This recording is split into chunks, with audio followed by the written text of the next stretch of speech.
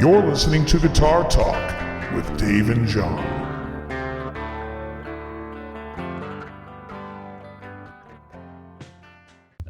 Hey, welcome back to Dave's Guitar Channel. I'm Dave. I am John. Good morning, afternoon, and evening. Whatever time you're watching this, which my guess is probably evening because it's like one of those things you put on and then you're laying in bed going. I always like listening to podcasts at night. People are just bored to tears by whatever we're talking about. That's fair. So I saw that Vinny Colaiuta is doing a podcast now, either on Facebook or something. I'm going to reach out to him and see if he'll come on and talk with us. Vinny is ridiculous. What's his podcast called?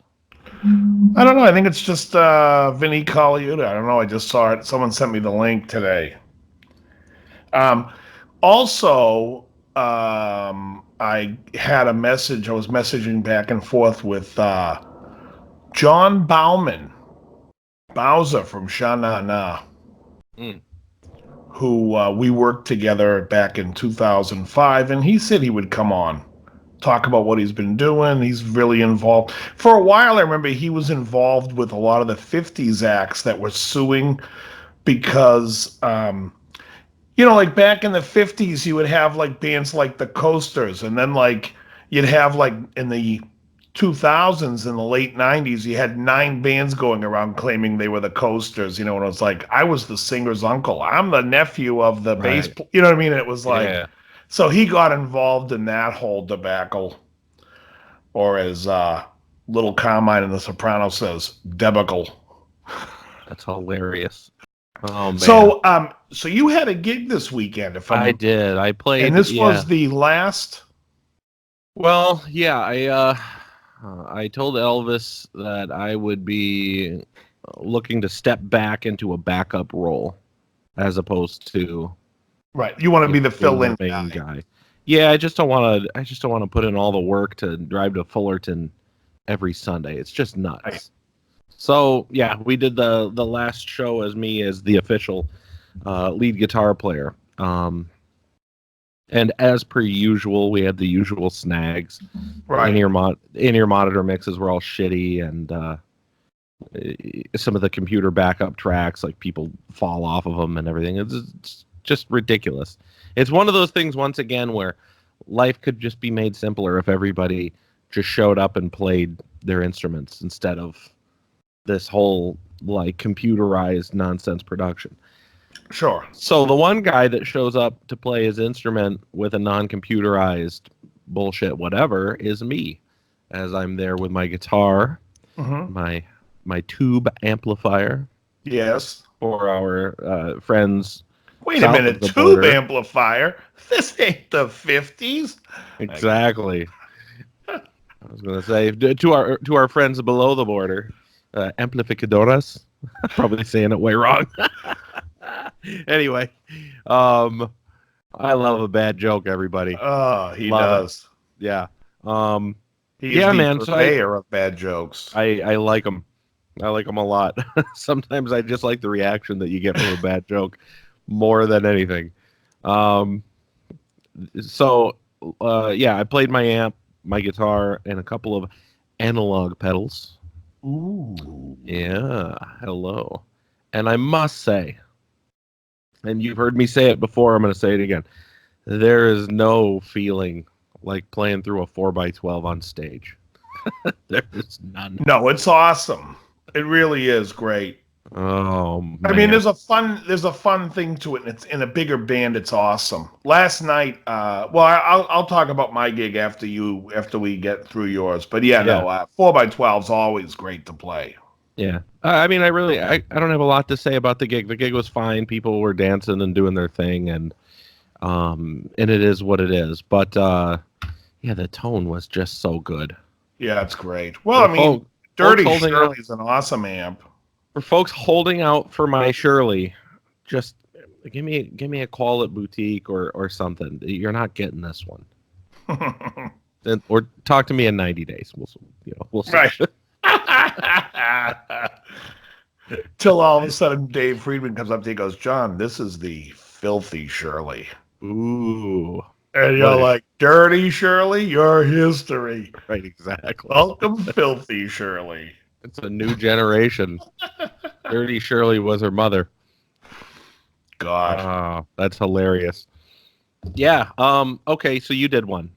Yes, I had a gig yesterday. We played in Plymouth, not far from Plymouth Rock, for those of you who have for heard the history buffs. Yes. Yeah. Yes. You could trip over Plymouth Rock if they didn't have a little placard around it. You wouldn't even know what the hell it was. Be like, who put that there? It's small. But we oh yeah. We played so there's an actual rock. Yeah. Plymouth Rock. So dumb. Yeah. Oh, it is. How big is the rock? I think Dwayne is like 6. Oh, you mean Plymouth Rock? That's terrible. Oh, that was a good one. Plymouth Rock is probably the size of bigger than a basketball, smaller than one of those big gym balls. So is it a joke or something? Like they said, this is the rock? No, I guess that's what it was like, probably bigger at one point. I don't really know. I don't know. I just seen the placard on it. You know, when I saw it when I was in grade school, but a couple of years ago, I went to go see a Steely Dan tribute band, and I happened to walk past it because it was an outdoor show. And I was like, what the hell? And I was like, oh yeah, I kind of remember that. But anyways, I was in Plymouth. They loved us. The bar was packed. It's like a beachy area, and it was great. We had a fun show. I think the power there might have been dirty, or I'm having an issue on my pedal board, or my cable is this. I brought up my acoustic, the cables that I use for my acoustic, so I was getting all kinds of hum, and I didn't really know why. But I will say I used the Dualist most of the night, and that pedal is phenomenal. You probably need a humbucking cable. Yes, that's it. Folks, the jokes will never cease. No, seriously. Hey, folks, here's an interesting piece of information that I don't think we've ever brought up for you, and it's on the top of my head for some reason, so before I forget to say it, I'm going to say it now. Did you folks out there realize both Dave and I are left-handed individuals who play the guitar right-handed? Oh, that is true. Yeah. I haven't thought about that for years until right now. Yeah, that's funny. Yeah, it's you know what's funny? Totally weird thing. This? Have you, when you go to a gun range, have you shot rifles at all yet? Not at a range, but I've shot rifles a number of times. Because I hold a pistol left-handed, but a rifle I hold right-handed, like a guitar. So you put the butt of the gun into your right shoulder? Yes. Oh, interesting. Yeah, I do it left. See, I don't. But handguns I hold in my left hand. Oh, weird. I wonder why. Whatever. To me, it feels like a guitar when I hold one. So tell me about the Dualist. So the Dualist was just on point. The pedal sounds phenomenal. Especially like I was using it on like Sarah Smile we do. And you do that intro solo with it. And it's just like, that is buttery. That is pure golden. That is an Arizona sunset. That is a sweater fresh out of the dryer on a Sunday raining morning. That is Tweaks coffee. No, it was great. Fantastic. It was just excellent. Overall, we had a great gig. Like I said, I had a little hum issue and whatnot. In fact, the humidity here changes so often that the guitar that I wanted to bring, I'm like, I can't bring this out. Like the neck went back a little bit, and I would have had a relief in it. I'm like, I'm not doing it right now. So I brought up my black Strat, which was great, played great. Do you ever have that humidity, like neck angle effect happen to your Wenge neck guitars? So far, no. I made an adjustment on it, a minor adjustment on it once. But I'll tell you, I've never had a neck adjustment issue in California. No, that's why I was asking, because we have very consistent weather, but I know where you are, it changes. Yeah, often. You can literally pull a guitar out of the closet for 2 years, and more than likely it'll be in tune in California. Here, 2 weeks, it's not in tune. 2 days. 2 minutes. That's wild. Yeah, it's just nuts. It sucks. But for the most part, yeah, it was an interesting gig. We did it was funny. We did Baby Come Back. My bass player was like, I looked at him. I'm like, can you land on a downbeat? Can you try it? He started laughing. He goes, because we changed the key on him last minute. I'm like, dude, we're gonna do it a half step lower. He's like, all right. He goes, I keep fucking thinking I'm in the other key. I'm like, all right. But we were laughing. I mean, we had a good time. We don't care. What are you gonna do? You know what I mean? Yeah. There was that time. There was that time I did a gig. Remember the time? I don't know if you remember this. Jessica Sokoloff did a gig at the Pig and Whistle, and she asked me if I could come in and play guitar on it because because the bass player couldn't be there, and Needleman usually played guitar for her. He was going to jump to the bass for the gig. So I said, yeah, that's fine. So we were at the gig playing, and and a lot of her songs, if I had to give a critique of something that I didn't like, there's like a diminished chord every 5 seconds. It's like every song has diminished chords all over it. So we're playing this one song, and I get into this diminished chord hell where I have to remember it's like, minor chord, then like a major with over the 3, and then a diminished, this whole type of walk-up scenario. Anyways, I play the diminished chord and we hold it, and I look at Needleman and I'm like, am I playing the right chord? He's like, yeah. I go, well, then you're not. Yeah, I don't know. So afterwards we had this talk, and he was like, he was explaining to me that the diminished chord, it's a diminished seventh, has 4 notes, and you can put the bass on any one of the notes. And I'm like, no, you cannot. Because the diminished chord, wherever the bass note is, that's what the chord feel is like. So if you're playing like an F sharp diminished, if you play F sharp in the bass, and I'm playing any inversion of it, it's going to sound like an F sharp diminished. As soon as he goes to an A in the bass, now we're playing an A diminished. And it changes the whole feel of the song and the use of the chord. So I thought I was playing the wrong chords. This guy's just having a ham of a time on the bass. But it was hilarious. He's doing really well for himself nowadays. It's good. Yeah, he's a great player and a good guy. He took a move to Nashville and ended up with what's his name, Brett Young, some Nashville singer that's doing really well. Yeah. And I feel like he's like always on like these morning shows on TV and touring around and doing the whole thing. Kind of living the dream, He's a great player and a good guy. He's got the combination as far as I'm concerned. And it was funny. I used to give him a hard time because when he was at West LA, I played him a couple of tunes. Well, then he comes back to visit. It was me and Travis, and he starts playing some song. And I'm like, oh, yeah, when'd you write this? He's like, oh, a couple of weeks ago. I go, yeah, I played it for you fucking a year ago. And then I played him my song, and he was just like, oh, man, did I borrow that? I didn't even realize it. It was funny. That happens. Yeah, he's a good guy, though. I really like Needleman a lot. Yeah, he's good. He's, I always remember him being like very, very personable and whatever. Yeah. He's friends with my buddy Dave Ross. Yeah. Well, when I started at West LA, like just brand new walking in, it was me, Needleman, Travis, and this kid Dougie. And that's who worked there. And then Doug left, and Rick Waite was the manager. And then they made me the manager. And when Needleman left, I remember he brought me a bottle of wine. Oh, I can't believe they made Dave the manager. Oh, future rock star. Give me a hug.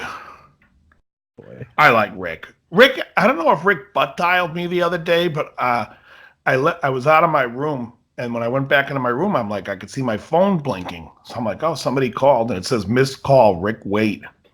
But he didn't leave a message, so I just figured he may have butt-dialed me. Yeah, who knows? Yeah. What's so I think I found a guitar that I can't buy because it's too much money, but I think I found the guitar. So last week we were talking about the sexy rock and roll guitar, where you see the guitar and you're like, that would be the one that on stage would propel me into chicks digging me status, right? Mm-hmm. I think the guitar would be the Gretsch Black Falcon. I think that's the one. Isn't the Black Falcon similar to the Warner? Kind of, yeah. But it's black as opposed to like that sparkly metallic black. Right. And yeah, it's fantastic. The Black Falcon, huh? There is no girl that likes a Gretsch guitar. That's possible. That guitar, the Gretsch guitar could literally change its name to Grandpa's Guitar. That's what the company is. It's like, we make Grandpa's guitar. In fact, you might even change it to Grandpappy. Oh, that'd be Grandpappy's guitar. How dare you, sir? How dare you? I'm just saying, is it? I mean, hey, look, I love the feel of a Gretsch.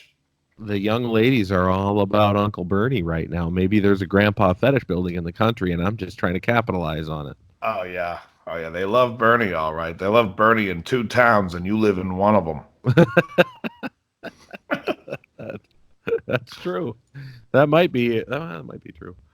Yeah, I can't imagine that there's a whole lot of like Bernie support in Alabama or any place where people work.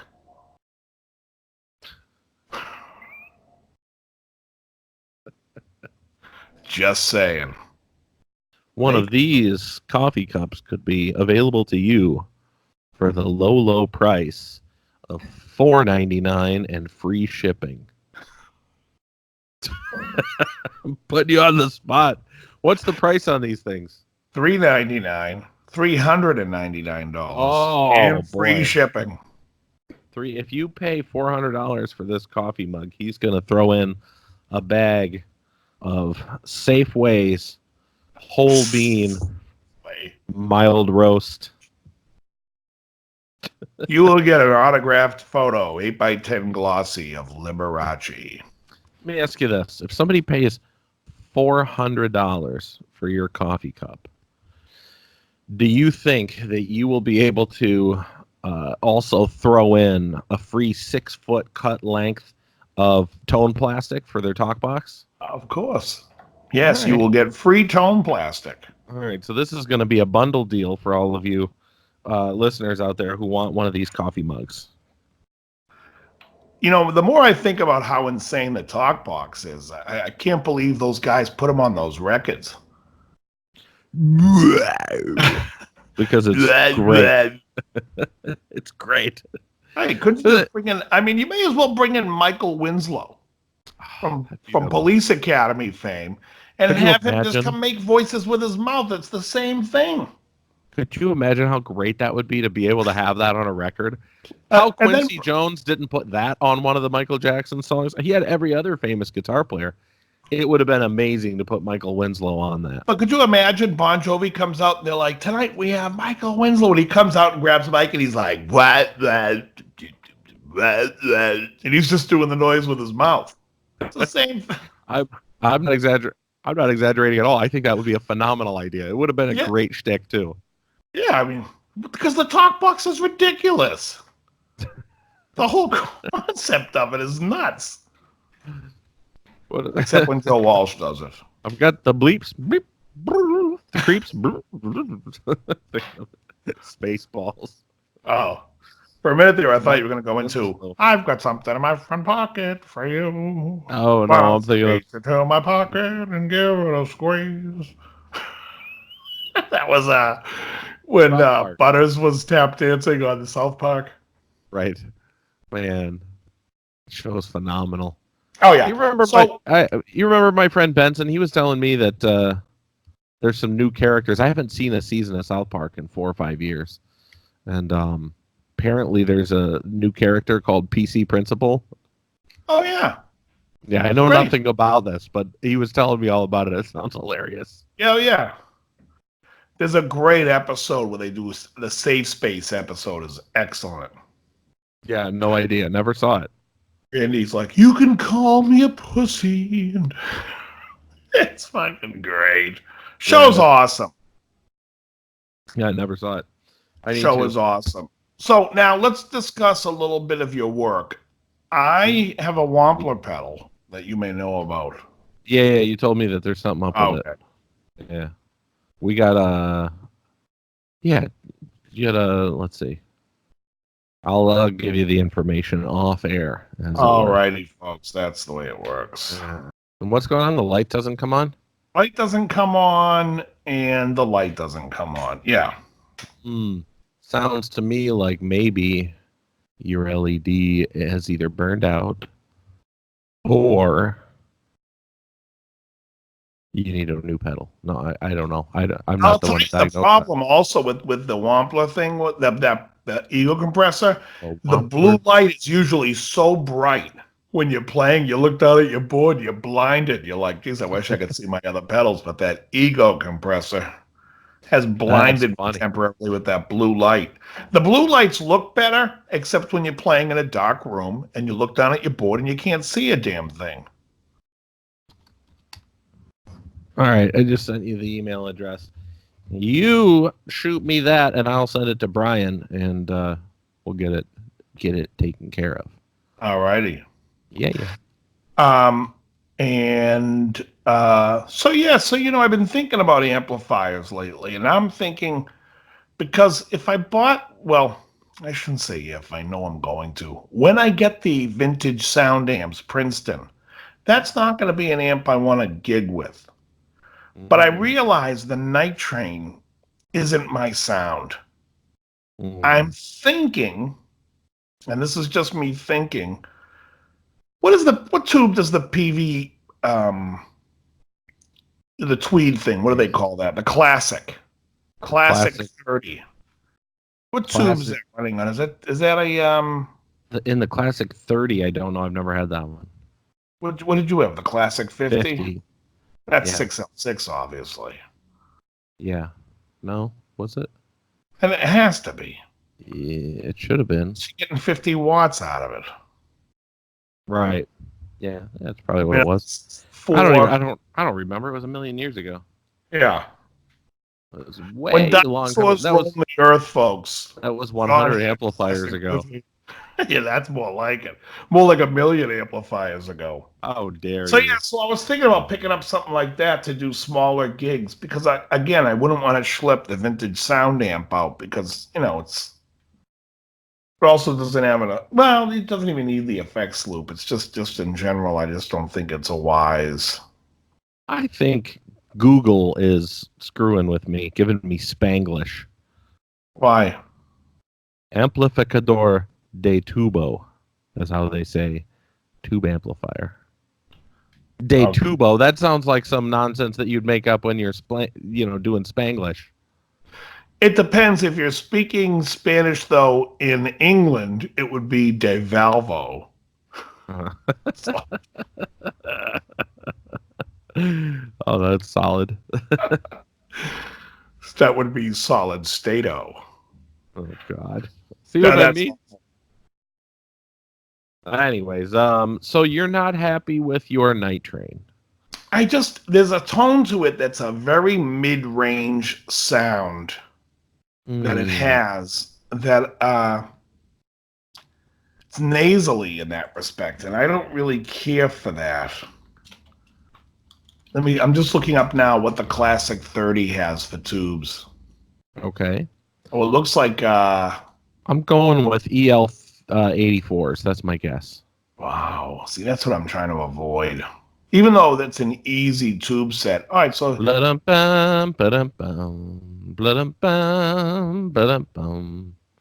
84s. Oh, there it is. The Classic 30-watt tube setup. Now, what would prevent you from going with a Morgan as opposed to a vintage sound?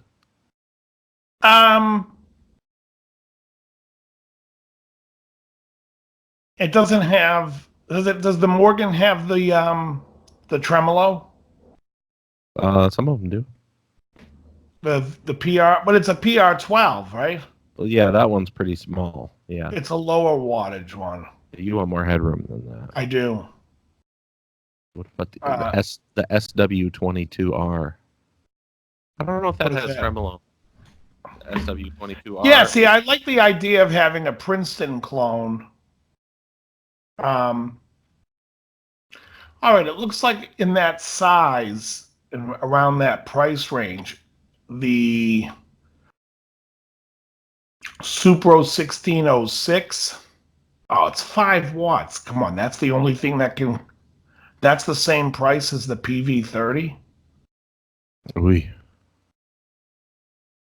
All right, so the SW22R is going to be 22 watt Class AB, volume, treble, bass, level, reverb. Yeah, no tremolo, so that's probably not what you're after. But it does have 6v6s, and I know you love 6v6. I do. It also looks like that. It's somebody asking about. Yeah, I do like the 6v6. I like that sizzle. What is that?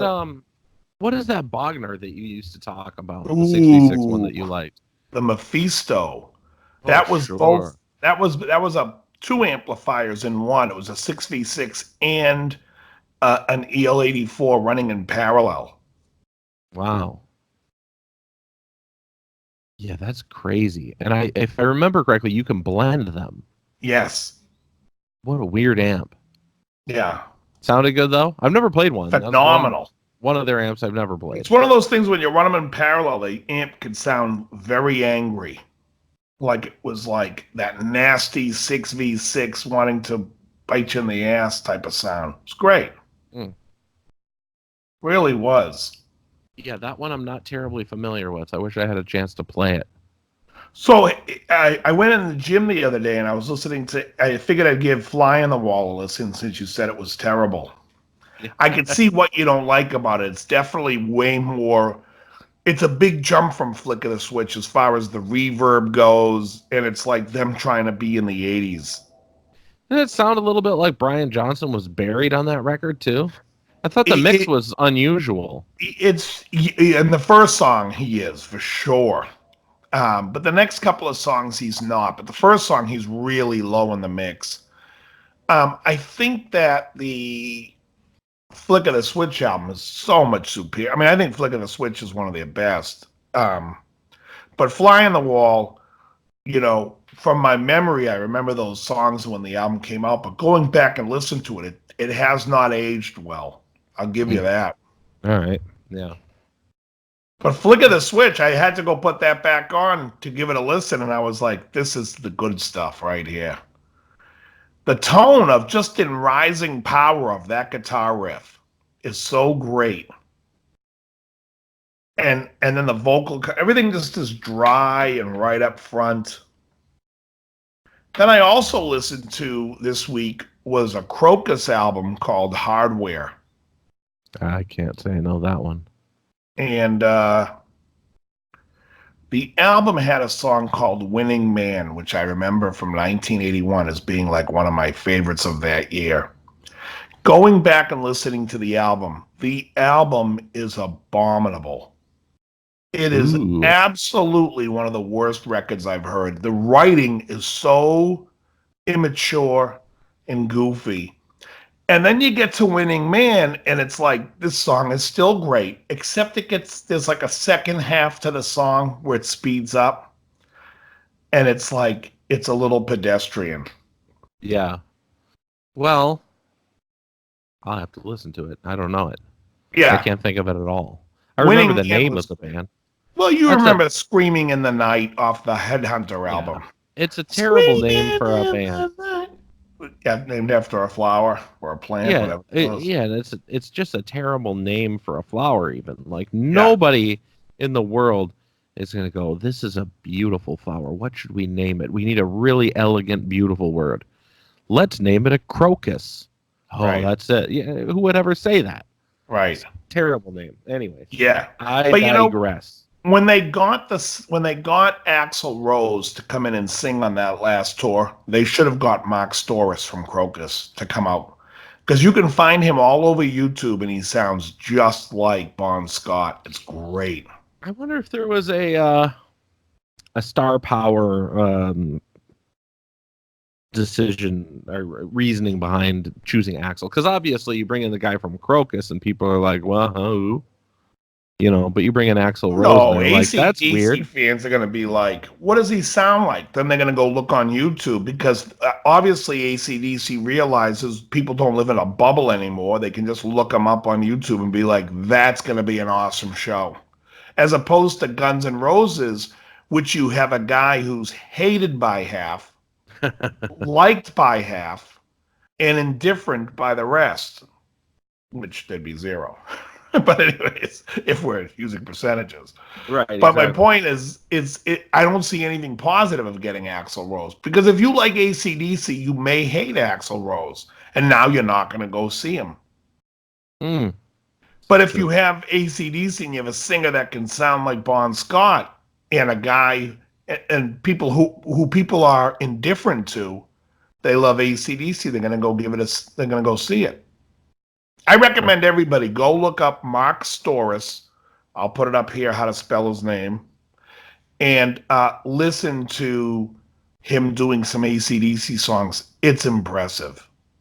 All right, worth a check. One of our friends recently moved down to San Pedro, and San Pedro. Thank you. So ridiculous. And no, he has a pool, and he's got a couple of kids that are similar in ages to ours. So they used to hang out all the time when we lived in the same neighborhood, but now that they're down there, you know how it goes. Sure. So, yeah, we're gonna. Well, make sure your kids put on their trunks. Exactly. I'm not familiar with Mark Storis. I will look him up. What else we got? Got anything else good going on?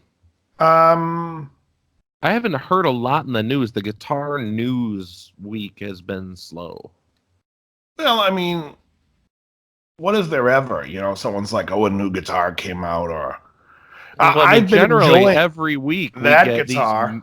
I was going to say every week we get these major advancements, like somebody comes out with a new Strat copy, right, or a new Tele copy, or somebody comes out with another new Marshall copy. Except this one uses 6L6s. Get a bigger, rounder tone on the bottom than that 34. Oh boy. Yeah, I mean everyone's trying to come up with. Now, there's a guy who has a web page, YouTube page, Sean Woods, and Sean Woods tests out mouse traps. That's all he does, is he checks out how mouse traps works, which ones work better than others. And it's relatively always the same. You could see there's like maybe 4 or 5 major kind of designs. And then everyone's just making some type of modernization of it. But usually it's pretty much the same. And in the guitar industry, it's the exact same thing. Like, people are like, get all excited when Fender's like, we got a new color. What? Like, they have, and people don't realize that's all they're doing when they're like, oh, we have this model here, and it comes in these colors, and it's like, yeah, it's the same shit. You've done nothing. And, I'm sure it has the C neck. I'm sure it has the 6105 frets that are soft as shit. I'm sure it has the 9.5 radius that was outdated the day after they came out with it. In fact, it was probably outdated before they came out with it, because I believe what year did they start the 9.5? 81 or 82? So I think it's 83 or 84. Okay. That would be my guess. And that's just a guess. PRS started doing 10 around the same time, though they weren't big yet. Who, Kramer? No, PRS, I was going to say. They weren't big yet, but they were doing 10 around 83, 84 whenever he launched. Kramer was 10. They did 10 because Floyd Rose did the 10 radius built into the Floyd Rose system. Okay. So Kramer did 10. Jackson was doing the 10 to 16 or whatever. Were they doing it as early as 83, 84? At least, 83, 84 for sure. So, like I said, when 9.5 came out, it was like, you're already behind the ball. They just were trying to, I mean, 12 was out with Gibson in this, that's why those Gibsons play a lot easier. People claim the Stratocaster is harder to play. I mean, I think with the rounder radius, it can be. I don't find that it's necessarily harder to play. I just find that if you want to be able to do full step bends on that high E or high B string, you have to have a higher action. That's all. Yeah. I don't know if for most people that necessarily feels harder to play. What's that? I said I don't know if I think the radius makes it feel harder to play. It's just but if you are doing a lot of bending and stuff, then yeah, hypothetically you'd have to have a higher action. You know what I think that excuse me. I think that slender 1 5/8 nut is a little harder to play than like an 11/16 or bigger. Have you ever played a song where every time you play it, you're like, this song hurts my hand? Not off the top of my head. I'm playing last night, and I had a rehearsal on Thursday. Same thing happened both times. Don't Dream It's Over by Crowded House. My hand is killing me by the end of the song. Is the first chord in that song a bar chord? They're all bar chords. And where is that? It's an E flat sus2. Okay.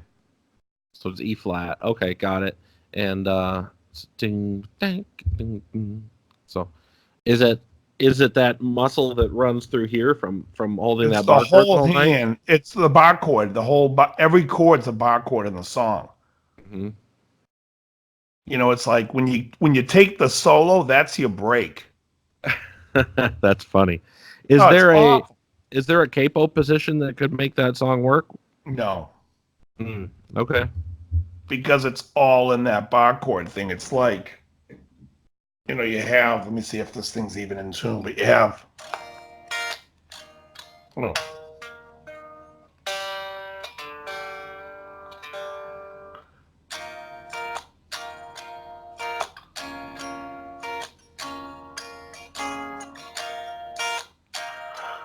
Right. So that's like the opening, right? Then it's all. Yeah.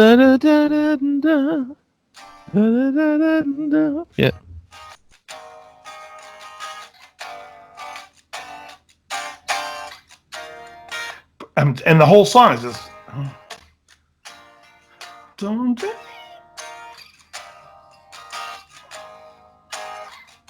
The break is when you get to the.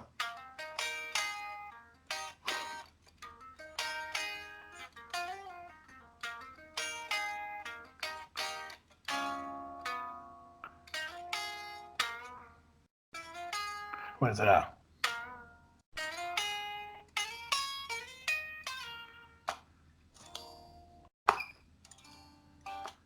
It's just a pain. At the end of the song, my hand is killing me. Yeah, sure. I'm like, oh, this fucking song. That's funny. Yeah, I don't have any that are quite like that. Most of the songs that I'm doing you can take a rest. You don't have to say it's not bar chord. The whole. Oh. Yeah, I mean, for the most part, in that band, we're playing nothing but Kiss and Elvis and a little bit of Priest or whatever. But yeah, nothing too heavily bar chord. What tunes are you doing by Priest? Living After Midnight? With the Elvis thing, we were doing Breaking the Law because it goes, it medleys into Jailhouse Rock because of the obvious connection there. Right. So, no, but we're doing Priest and the Pork Chop Express and the other one, the hard rock cover band that we do. That you guys one doing United? We don't, but we do Bloodstone. Parental Guidance. I love Bloodstone. Bloodstone.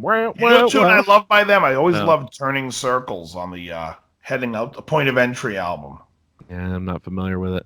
No, we do Live It After Midnight, and You Got Another Thing Coming. Yeah. All right. Another Thing Coming is so fun to play. Oh, it's great. Because it's just gung, gung, gung, gung, gung, gung, gung, gung, gung, gung, gung, gung, gung, and then Yeah. Another guitar player comes in and hits those. Whoa. It's just great. Oh, yeah. And then you sing the most cliche line of all time. You got another thing coming. Right? It's like. Yeah, exactly. I told you they figured out how to do that. Then they did some Heads Are Gonna Roll. They were like, what other cliche sayings when you're mad can we say? That's the next song title. What do they say? Too many Chiefs, not enough Indians. Right. No, but it has to be a saying that you say when you're mad. Right. Like, you got another thing coming. Some heads are gonna roll. It's like that. So you gotta come up with a cliche, an angry cliche. This is bullshit. Right. Great. God damn. Right. Yeah, this video has been demonetized. Exactly. Wait a minute. How much money have we made off of these videos so far? Oh, It's been about $0, I believe. There you go. But it's fun. Penny, folks. Worth every penny. Oh, hell yeah. The little one. Oh, we have a kid. Hi. What are you doing? You're brushing your teeth. See, folks, here at Dave's Guitar Channel, we care about your oral hygiene. Yes. 4 out of 5 dentists prefer that you brush your teeth with that electric toothbrush, but not turning it on. Is it on? Is that toothbrush on? It's an electric toothbrush, but it's not on. No, that's correct. That's what I think. You are goofy. Oh, boy. Did you know she has a guitar? I think you guys know that. You guys have seen the purple guitar. I have. Yeah. Are you shredding on it? She's no, she's not. She's given up as it's too hard. Oh, because wait till she gets a little older. What is she, 9? 8. Oh, 8. 3rd grade or going into 4th? 3rd grade. Going into 3rd in September? You're like, is she in 3rd grade or going into 4th? Yes, to both of those things. No, because I realize it's the end of the summer. We're getting into school now. What grade is she going? She's already back in. She's in 3rd grade. Oh, 3rd. Okay. Yeah. Wow. Yeah. Anyway, I think my privacy has been shot. It's all compromised. We should probably wrap this up. Well, I thought she was getting the guitar to show the viewers. She, it's here, but she appears to be spitting toothpaste into the bathroom sink. Let's see what else is going on. No, there's still some brushing happening. Yeah, I think we're good. Oh, but now hold on a second. It looks like Ewan has decided to grab the guitar and strap it on. Oh boy. Yeah, it's shot, folks. And the calamity ensues. Yeah. Oh, it's on. I hear some fighting about to begin, so this is good. Right. Let's just call this a good time, folks. All right, everybody. We're gonna call it. John, very good. Everybody, very good. Have a nice Labor Day, unless you're seeing this after Labor Day, in which case I hope you had a good Labor Day. Indeed.